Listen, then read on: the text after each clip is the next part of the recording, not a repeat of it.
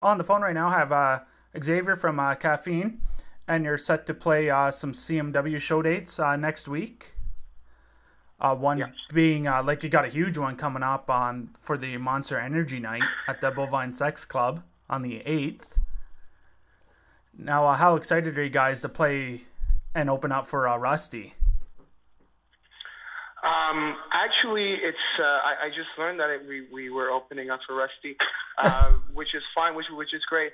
But just going and be able to do the New Love album, which has been well received in the States lately, and my being in LA, coming back to Canada, and going to the CMW with my friends and everything, and playing is all I want to do actually. So I'll play anywhere. Nice. Now you've made quite the trek moving down to LA. What besides CMWs is there anything that brought you guys back? Yeah, well, it's part of it for sure, because I'm not only trying to play in Southern California. Actually, I would like to play as much as I can everywhere in the world, change places as much as I can. And I haven't toured Canada, which is a weird thing, but I think I had to go through Los Angeles for Canada to give me a little bit more attention and maybe listen to the album and maybe say, oh, well, maybe we should check this guy out and maybe put him on the radio or put him on a supporting act in Canada. Because that's what we're trying to do right now. It's like getting the name Caffeine out there, and so people know that they have a real rock act that they won't be disappointed on. I've been doing this for a little while now, so we have like 10 years training, but we're a new band still for Canada. So somehow it's like an advantage, for us. So yeah, but CMW definitely, I would love to tour Canada at least even twice this year. I would do it actually. I love Canada. Nice. Now your album was released just a few months ago. Did you have any expectations for the album's success when you released it?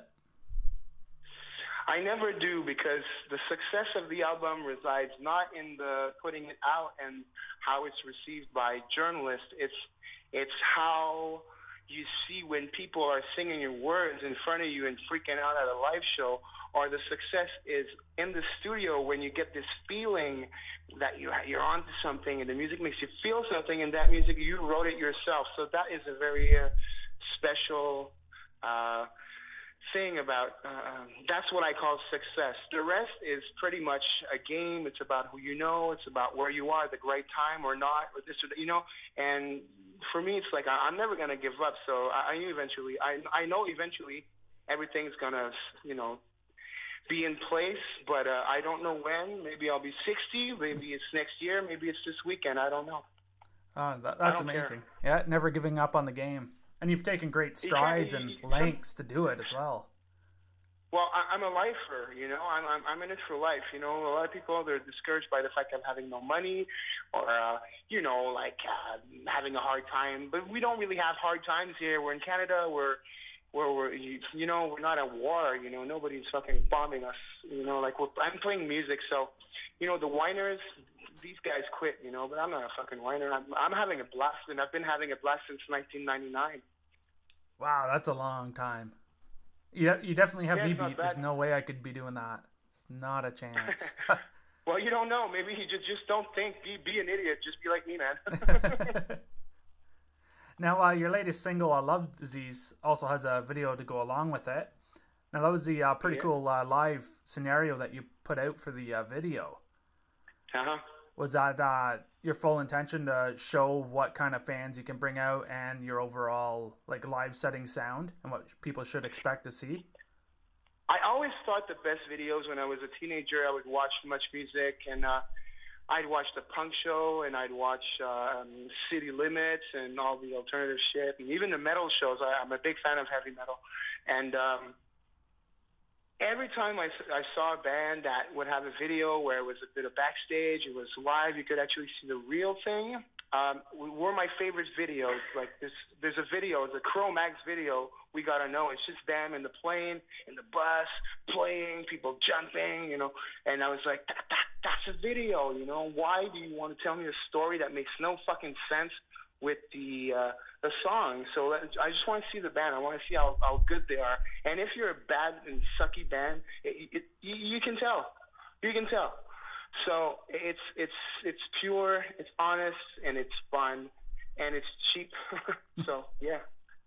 Now, going to the recording process of your album, how difficult was it to even add like a French song, especially being like basically playing in LA and the southern states? Like, was that a difficult choice to make? No, not at all.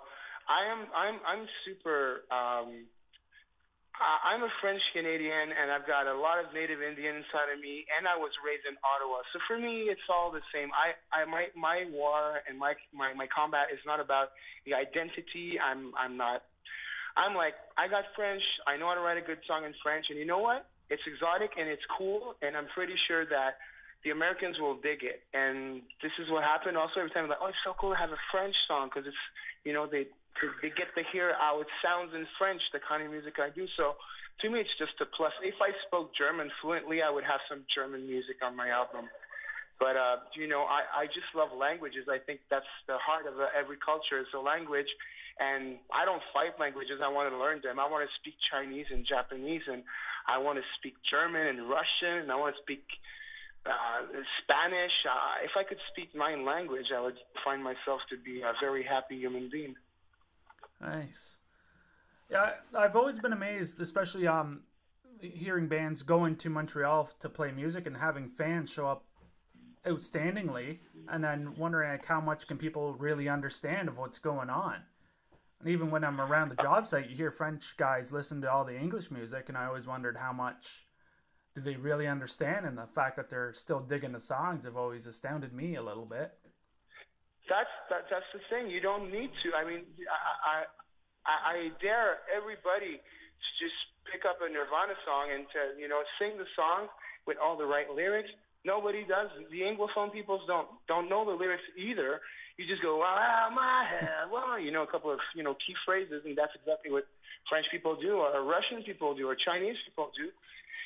And they have an understanding of English more than the contrary everywhere in the world, because English is the language of business. It's a language of art, of cinema. It's the main one. It's like an international way of communicating.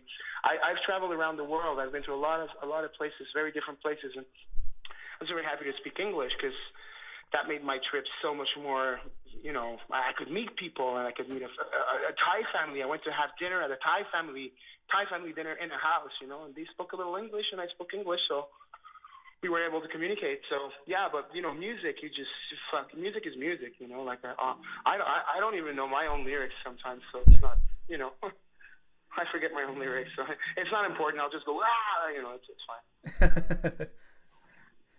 Now, being that you're only playing 2 shows in CMWs, were you hoping to land a couple more gigs while you're in town, or is there any? Excuse me, I gotta go downstairs because they're starting to sound check. Gateway drugs are starting, so I can't hear.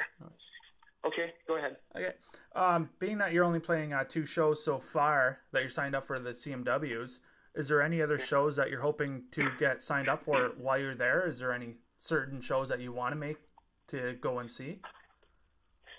Go and see. I will ask my good buddy John Kastner to tell me what's happening while we're. I'm going to come a little earlier to have a bit of party because personally I love Toronto. I've always did, and I think Toronto is so beautiful right now. It's so booming. The energy is good. People from everywhere. Beautiful girls and great restaurants.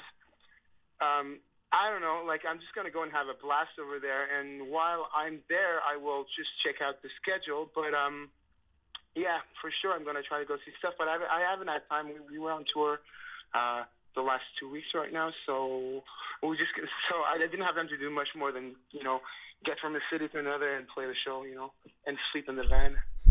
Yeah, I saw that your schedule has been a little hectic for the last little bit.